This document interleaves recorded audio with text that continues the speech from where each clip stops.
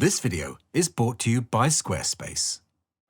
A copy of this 1980s pressing of the Beatles' Sgt. Pepper's Lonely Hearts Club Band album recently sold on Discogs for $3,500. So what on earth makes it worth that amount of money? In this video, we'll tell you the fascinating story behind this ultra-rare pressing and what makes it so valuable. I'm Andrew from Parlogram, and welcome to the ultimate Sgt. Pepper's album. The Beatles released Sgt. Pepper's Lonely Hearts Club Band in June 1967, and it has to date sold over 32 million copies worldwide. This is not a rare record. A lot of people have one. Some even have more than one, and on more than just one format too. So what makes this copy so special? Well, the clue is on the back of the cover, and it's all about this word, audiophile. But what is an audiophile? Now, for most people, listening to music is an uncomplicated activity. Finding and playing your favourite song has never been easier, whether it be on your phone, in the car, or on a smart speaker. But there exists a dedicated group of people who take listening to their favourite music to a whole other level, and these are the audiophiles. And YouTube is full of them. They're mainly middle-aged folk who are willing to spend a lot of money on high-end equipment and on limited edition, high-quality pressings of their favourite music. Now, audiophiles have been around since the advent of the stereo in the late 1950s, and there has, since the late 1970s, been a good supply of specially pressed vinyl records made specifically for this market. Today, nearly every major reissue comes with some kind of audiophile credentials, whether that's 180-gram vinyl or half-speed mastering, a subject which we'll come on to a little later on. And it's those factors, coupled with other emotional motivators like nostalgia, fancy packaging, and limited availability, which makes these pressings irresistible to audiophiles. They also give one the opportunity to experience buying their favourite albums once again, in the hope that it will give them a new or different experience with it. Or, better still, reignite that initial thrill they had when they first heard it. Up until a few years ago, Sgt. Pepper's was the undisputed king of rock and pop albums, regularly topping both fans' and critics' lists of the best albums of all time. Recently, however, its crown seems to have slipped, and it's been overtaken in the rankings by albums like Revolver, The White Album, and Abbey Road. Sgt. Pepper's seems to have lost some of the respect it once had, or maybe everyone's just getting a bit tired of hearing about how great it is. But for me, this album truly represents the Beatles at their peak, and its importance in the evolution of rock and pop music cannot be overstated. Personally, I prefer listening to this album in mono. After all, that's the mix the Beatles attended and approved. But I know not everyone agrees. And I get that. Now, some mono pressings from this era, like Pet Sounds Here, can sound flat and dull, and its lack of high-end sparkle turn a lot of people off. But the Beatles albums deserve to be heard in mono, and their current unavailability on streaming services is a crying shame. But for now, and for the purposes of this video, we're going to put the mono and stereo debate aside, because all of the pressings we're about to look at are in stereo.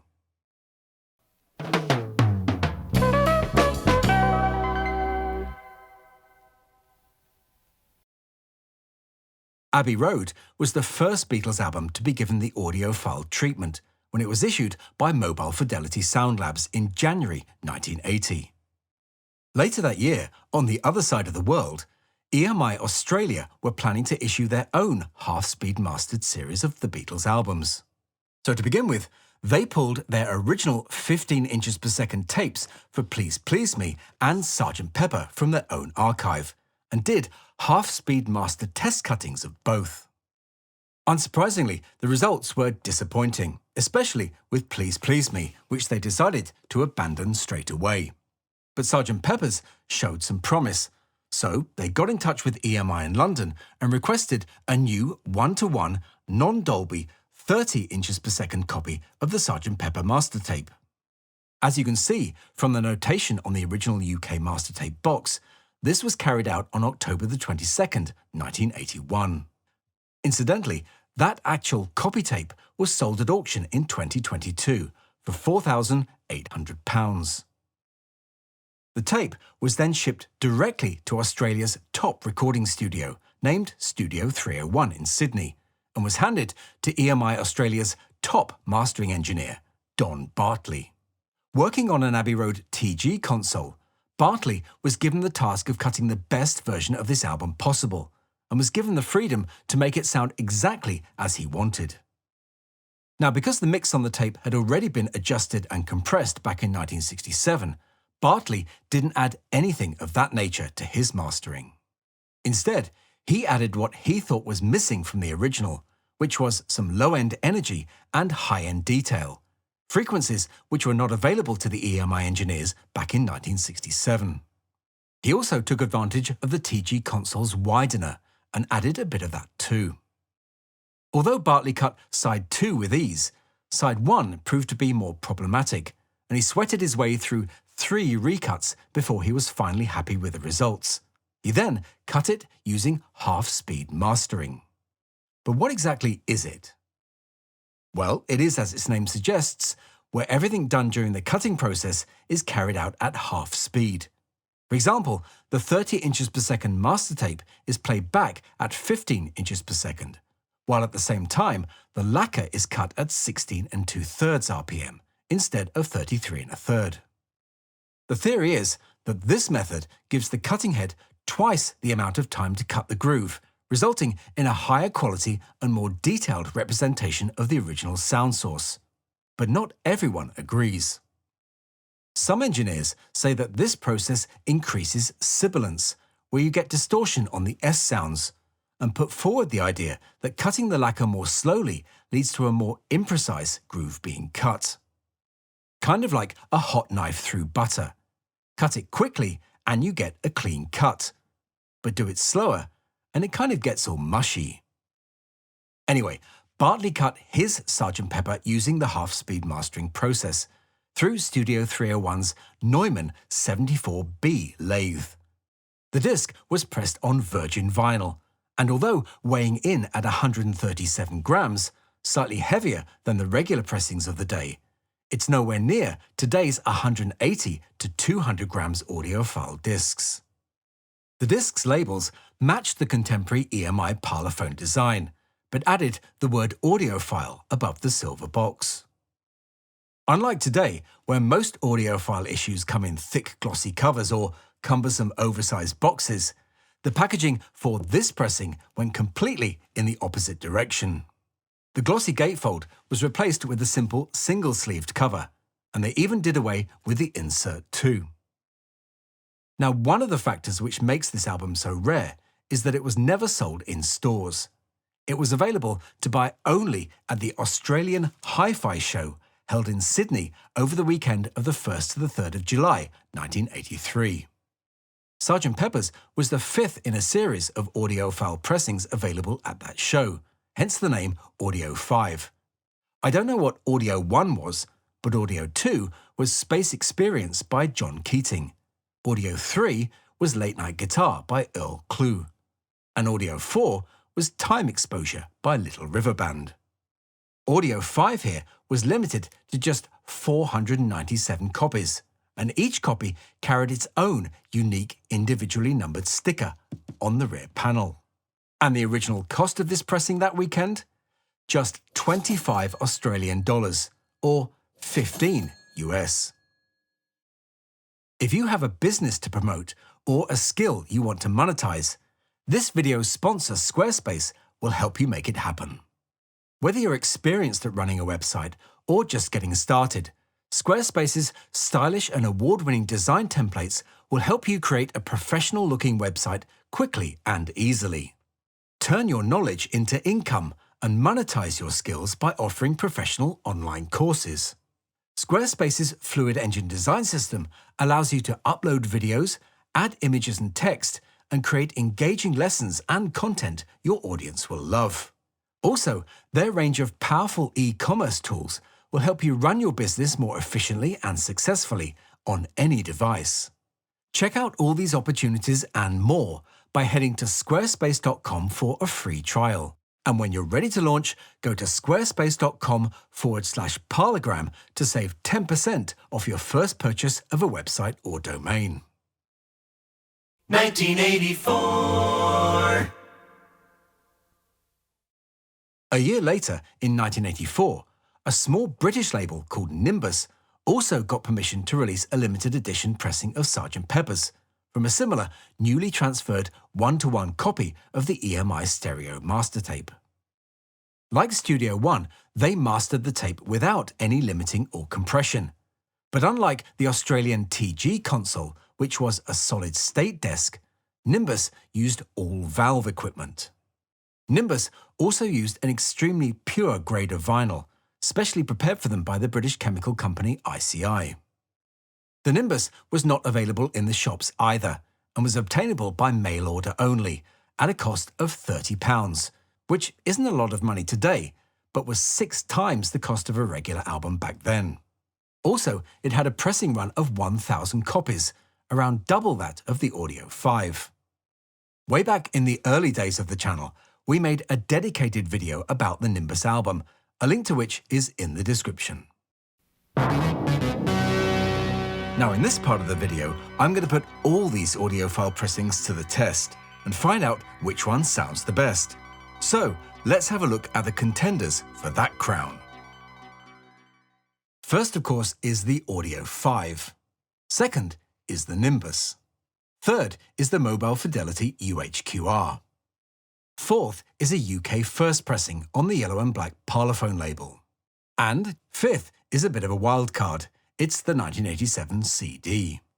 Now, I've recorded them all onto my computer using my own system, which comprises a Pure Fidelity Stratos moving coil cartridge, fitted to a 1970 Garrett 401 turntable, which in turn is linked to a Name Super Night amplifier via a Riga MC Mark IV phono stage. Now at this point, I had hoped to include some audio clips from all of those pressings, but sadly, after hours of trying, YouTube's copyright content match system has beaten me. But they can't stop me talking about it, so here's my review and ranking of all those pressings. Number 5. Now I know from reading the forums how popular this pressing is, but for me, I think it's cut too hot and has way too much top end. Okay, the vinyl itself is very quiet, and although the smiley face EQ is not as strong here as on the regular Mobile Fidelity pressing, its lack of overall mid-range punch robs the sound of any warmth or body.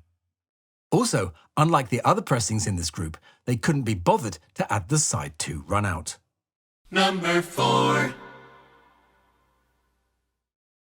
The UK first pressing, of course, has that authentic 1960s sound of an upper mid-range boost and low-end cut, done in order to accommodate the reproducers of the day.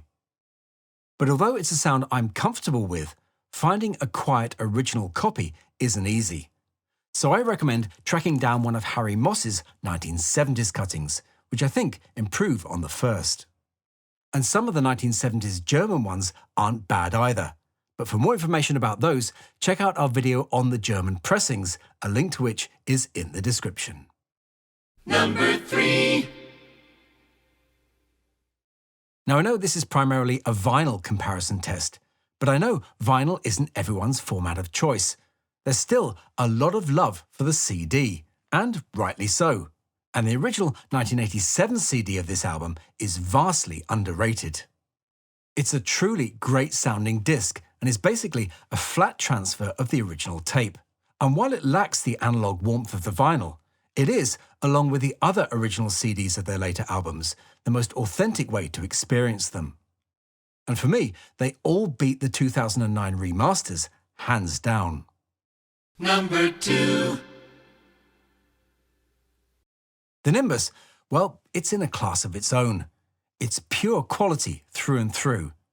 It has the neutrality and clarity of the CD, but also a delicious analog warmth and depth that only an all-tube mastering chain can achieve. It's exactly how the Beatles stereo albums should sound, and one can only imagine how good Abbey Road would sound if it had been mastered by Nimbus. And if Apple ever have enough wisdom to do an analog stereo box set, the sound of this pressing should be the template. Number 1. Now, the first thing which hits you about the sound of this pressing is the low-end response. It has way more bass than any of the other pressings. But it's not the overcooked bass of, say, the German analog DMM cuttings or the remix. It's a smooth, clean and controlled bass which is so satisfying and, more importantly, put a huge smile on my face. And that subtle high-end lift helps it to breathe and reveal transient details not even the CD can match, such as the harp on She's Leaving Home. And it's those little details which lift this pressing onto another level. But in all honesty, it's very hard to separate these top two pressings.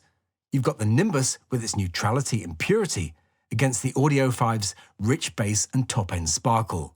They're both vinyl masterpieces. On a side note, some have mentioned that the 1987 Australian red vinyl pressing is as good as the Audiophile. Well, it isn't, because that was pressed and mastered at Festival Records by Warren Barnett, who, although used the same 30 inches per second tape as Don Bartley, made his own half-speed master, which sounds different to the Audiophile. It's been a real privilege to listen to this album. If you'd like to see more videos like this, please support us by liking and subscribing or even becoming a channel member. Also, check out our website parlogramauctions.com for lots of great sounding Beatles and 60s vinyl.